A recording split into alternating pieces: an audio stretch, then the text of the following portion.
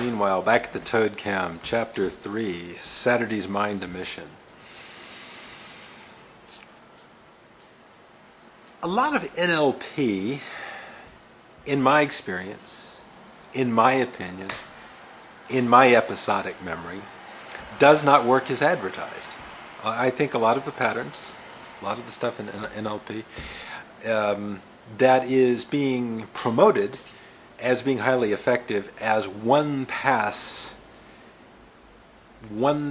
remedies ain't so. It may work for some people to some extent, but I don't really believe it works like that. And I think the reason that it does not work that way has a lot to do with the distinctions between process memory or implicit memory or procedural memory and episodic memory and semantic memory. What I do believe, though, is that if consistently and vigorously and with committed engagement, the practices of NLP are engaged, it actually alters some of the way that we go about doing the making of memories in real time, the way we probably the way that we retrieve them and encode them. But I think it's a more general process, and I disagree.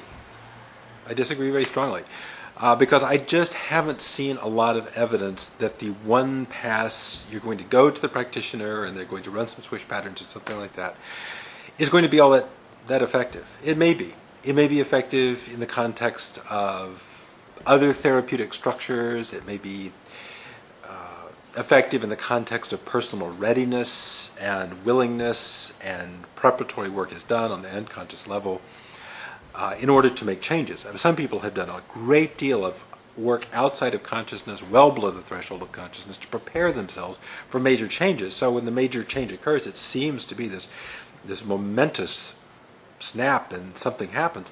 But there's been a lot of background work happening outside of conscious awareness before that major thing happens. Then maybe, yes, the swish pattern or something comes along and it's credited with having this great effect. But in general, no. I wouldn't say it's a false claim. I think it's simply a misguided claim. I think it reflects confusion. I think it reflects epistemological ramshackleness. And the real deal of NLP, I think, has got to be taken on the same page and the same plane as any type of long-term practice of mind and thought and being, where one develops a new relationship with the mind by fairly consistently engaging in acts of mental activity, which means acts of mental effort and acts of mental energy, which was a big idea with William James. This 19th century, not late 19th century psychology, was talked a lot about mental energy. Yes, you have to have some mental energy. If you come in a very sort of flabby, passive, sprinkle the holy water on me, please, and make it all okay attitude, you're going to fall into many of the same kind of traps that the people who believe in the secret, and I'll take that on board very literally, get very messed up, because they don't get the idea of using the mind actively, proactively. I think you can refer back to a vid I did a little while ago on proactive. You have to have a very, very proactive psychology and a very proactive mentality for NLP to really work. If you come in with a very reactive psychology and a very reactive mentality, NLP might not work so well for you, because you're expecting something to kind of happen to you or be done to you that will just change you. But you change you by mental energy, by summoning a lot of mental energy and vigorously working with your own mental creations, your own episodic nature. And you might say, well, we might have like our memory gives us multiple natures. We might have a semantic nature, the way we name things, the way we go about and put things into categories, our categorizing nature. Our semantic nature is a bit of a chunking up nature. What definitions do we give things? How do we go around and define things? And I've got a lot to say on that also, but we're running a lot of tube time here, so not all at once.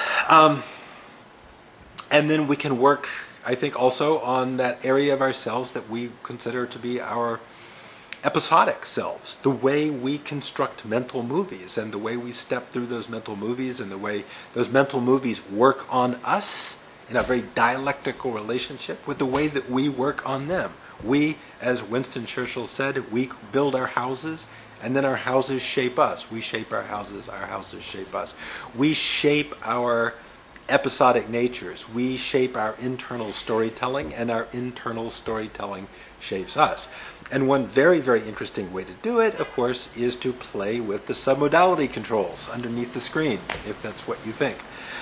And then I think other things also take place. Other things happen at the level of procedural memory, where it's the procedural memory part, in my estimation, is closer to what new code is doing.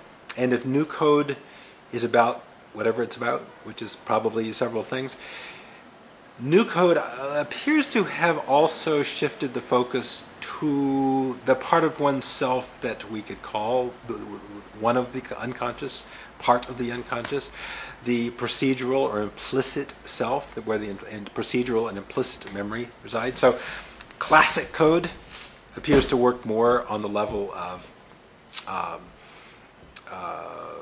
our memory streams, our movies, our I guess you would call them our themes, the flow of imagery and the flow of voices that pass through us. Now, are those movies? Yeah, I don't know what they are. It's something emerging in the mind, and behind that, at a more automatic level, is our implicit memory, is our procedural memory. So. These memories do form kind of layers of meaning making and layers of self-generation and layers of automaticity and layers of autonomy. And they all come together and they bind into this marvelous, magical, inexplicable thing that is ourself.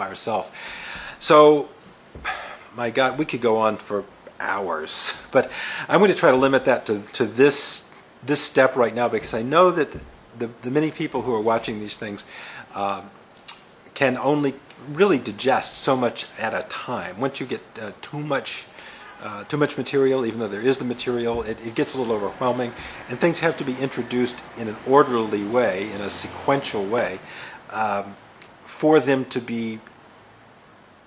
to undergo a period of whatever they call consolidation and just become part of our furniture and our internal model that we use to build the next layer on. So consider what I've said, and then we'll pick it up later.